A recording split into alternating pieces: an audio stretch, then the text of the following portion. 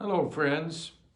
We were so busy in the last week of our road trip and so much on the move that I really did not have time to make my daily reports. So Cindy and I have decided to give you an update, just talking about some of the highlights of what happened. And I left off of my written reports for, I believe, October 8th, was it, Cindy, on a Friday. Yes. We have been preaching at Lincoln, the University of Nebraska, or the University of Nebraska at Omaha all week. But we do enjoy going to these smaller private schools because you have the impact on being able to stir and shake a whole campus.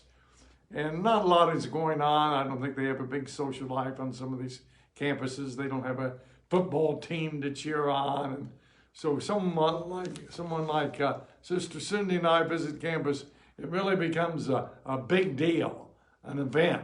And it was probably, I would say, the biggest event they've had this fall. And certainly the biggest evangelistic event that they've had. And so, well, Did you say which campus? Oh, yeah, this is Nebraska Wesleyan University. Yes, Nebraska Wesleyan. And of course, it's John Wesley. And it's in a suburb of Lincoln. Yeah, this is a Methodist college. And we took our place on a public sidewalk, but right across the street was a beautiful Methodist church. And Cindy had put out notices that we were coming, and there was already a group waiting to hear us. And then as Cindy started speaking, of course, that crowd built up, and we never had a real large crowd. I'd say never over 100, and probably more from 50 to 75, maybe most of the afternoon we were out there. Did you count the ones that were kind of hiding behind the fence, though, so the administrators would not see them? Yes. That was quite a few. Yeah, or kind of keeping off at a distance because we understand that the administrators had discouraged them from coming out to hear us because Cindy had given a notice that she was coming, so they were somewhat prepared. Matter of fact, when we were trying to find parking, the security was following us, and we had a film crew with us that day from, let's see, what's the name of that film group? DePaul. They were from DePaul here in Indiana. Oh, they were from DePaul in Indiana? Yeah. Not the... I thought it was the Notre Dame boys. Oh, maybe it was. Yeah. Okay. Sorry, I got that wrong. Yeah, it was the Catholic school. Yeah. Some boys from Notre Dame were making a documentary on our ministry, and they were even following them around. They would not allow them to come on the campus either.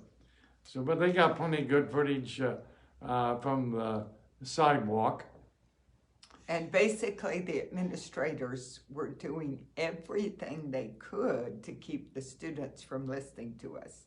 Now, these students follow us on TikTok and Instagram. They were very excited that we were coming. They had been messaging me, but they knew it was not going to be politically correct, and that not only would we be canceled, but they'd be canceled if they admit that they really wanted to listen to us.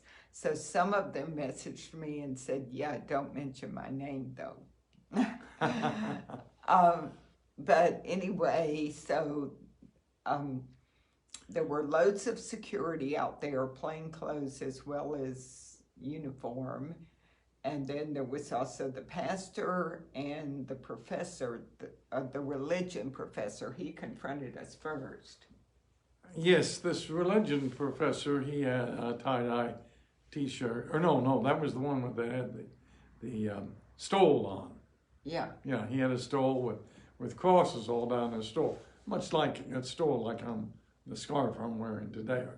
I guess he confronted you while you were preaching, Cindy, wasn't he? What was it he said? Do you remember? Well, he said that I was not really preaching true Christianity, and if they wanted to hear true Christianity, they should come to his class. Well, So I wanted to engage him, but he didn't seem willing to engage and have a discussion. And he finally left after about 20 minutes, I think. yeah, well, that's the instruction that the administration generally gives. Don't engage them. Yeah. And so that was tactical on his part. And but at least he was out there. He came out, and maybe some of the students may be profited if he's at all objective in his class and his teaching of religion. So we didn't mind him coming out. And then later, a man who I guess also was a professor, but he identified himself as the pastor.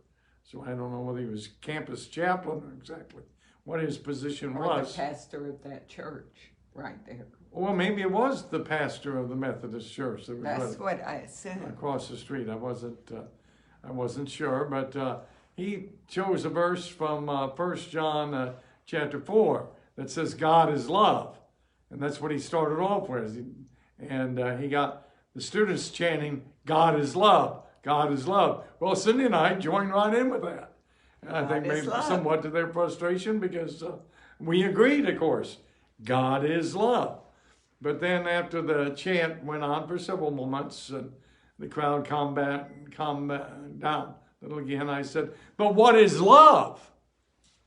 And of course the students couldn't come up with anything. And finally the pastor did respond. He actually gave a pretty good answer, I thought. He did mention that love is self-sacrifice. And that's what love essentially is.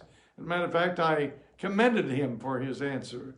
And again, I wanted to engage him because he really seemed to be knowledgeable, but he wasn't interested in engagement either. No, he said, "As your pastor, I ask you all to leave." And about 20 people left at that point. Then when we both finished preaching, I said, "Okay, we'll give selfies," because a number of students were kind of whispering and asking for selfies. And so then they rushed forward, maybe about 30 of them or more, to get the selfies. And another security or somebody came up and said, "Do not take selfies with her," which, make sure you note, they were taking the selfies with their phones. I wasn't taking them. They said, "Don't do this. She will use it to make money." And how am I going to make money? They will have the pictures. And then they said, "Then she will bring legal action against you," which I've never brought legal action against anyone. This is an old rumor that's been going around ever since we've been in the ministry. And I'm trying to get people to hit me or whatever, that I'm going to sue them. Well, of course, there's the old adage, you can't get blood out of a turnip. Most of these college students don't have any money anyway, and we've never personally sued any of these students, even though we have been attacked by them. And I think we would have, on certain occasions, grounds for a lawsuit. But we're interested in getting their souls saved and bringing them into the kingdom of God. And I really did not see this professor or the pastor in the crowd or notice him beforehand. And I think they were really judging our ministry more, not on what we were saying, but on hearsay. And I find that rather typical also. And maybe they were listening off at a distance, I don't know. But if so, I wasn't aware of it. And I specifically asked him, I believe, as I recall, I think the pastor called me a heretic. And I said, "Well, what is heretical about what we're teaching?" And they never come up with examples. Well, these are the establishment hosts. They want the young people to die in their sins. They are not concerned about calling the youth to Jesus or offering them the abundant life in Jesus Christ. They are the establishment hosts. They are dying in their sins. They are lost. They are in bondage. And they want the young people, Generation Z, to remain in the same bondage. And, you know, truth always wins out. If there's an open heart out there, truth will win out. And the devil knows that. And that's why he's doing everything he can to get the establishment hose, the administrators, the professors, the security people, the leaders in these small private colleges and universities to forbid the students to listen to us. And you think about it, when you're living in a community with less than 2,000 people, you know, that professor can see you out there and then really give you a bad grade, call you a racist or a bigot. And then you've got to live with this campus of people who are classifying you as a racist or bigot. Oh, Nazi. Don't forget that one. Yes. So it was an exciting day, and it's not my favorite kind of day, but Brother Jed likes a good fight, so it was pretty exciting for him.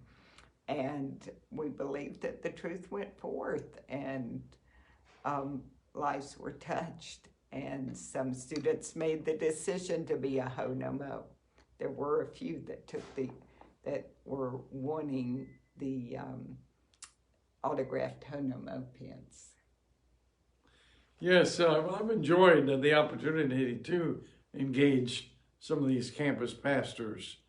You know, not the evangelical ones necessarily, but the more liberal ones. Like I had a couple of debates with a liberal campus pastor at University of Arizona, if you remember that. And a few years ago when I was down at the University of Kentucky, another Lutheran minister, and I try to be polite with them and, you know, acknowledge when they make good points. And some of them, I believe, you know, are Christians, but, you know, they could be stronger on the authority of the scriptures.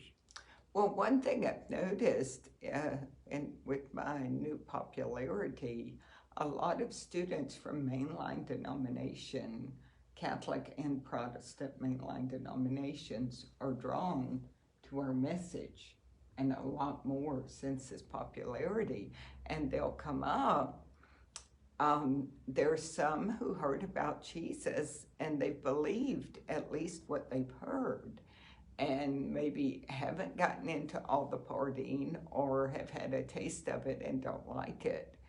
And they will say, Sister Cindy, I'm a ho no mo. And I usually ask, well, were you raised in church? And they'll say, yeah, but they didn't teach us to be a ho no mo, or they didn't teach us to know Jesus Christ.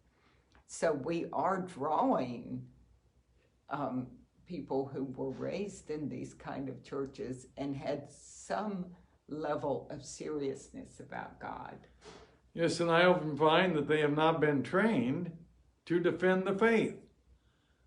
You know, churches ought to be giving, especially during their senior year in high school, special seminars to train them to defend the faith when they go off to college. Well, often in the mainline denominations, they're trained to apologize for being a Christian. Right. And so they know they love Jesus, these kids. They've heard about Jesus maybe in Sunday school or since they were little. And now suddenly they've got to apologize for their faith, but they meet people who are bold about their faith, who stand up for Jesus and believe him as the author of eternal life, the Prince of Life, the only hope for the world, and boldly proclaim it. Cindy, I think what would be good to take this ministry to a next level would be, we need to start praying, and maybe some of our friends and watching this video pray that the Lord would open up opportunities for us to come back and engage some of these pastors in a formal debate. Exactly what do the scriptures teach? Dear, that would be a miracle. Well, if one of these pastors, it was a miracle that you're on your fame. Mm-hmm. Yeah, I was thinking about years ago when you had that debate with, it was another Christian. You debated about our approach at the University of Missouri, yes. And there were a couple of hundred students there. It was an indoor debate. And the next day there was a socialist out with the table, and you were preaching, but you hadn't gotten a crowd yet. So I had in my mind, get the socialist out there to debate and it will draw a crowd. So I said, why don't you go out and have a friendly debate with Brother Jed? He said, no way. I was at that debate last night and he totally won it. I'm not going to debate Brother Jed. So I don't. Well, I've got an advantage. It would be a miracle if these pastors or professors invited you to debate. I've got an advantage. We have truth on our side. Yes, and you've defended the truth for years and years and years. And they really don't have anything to say, like the Pharisees and Sadducees. And they're not used to defending their position because they don't give, oftentimes, their people in their congregation the opportunity to maybe even challenge some of the things they're teaching. Well, guess that's the end of the report. Well, thank you for joining us, and we enjoyed this update, and we'll be getting back with you on what happened the next week on college campuses. As we Yes. were in the state of Missouri. And Kansas. And Kansas, right. God bless.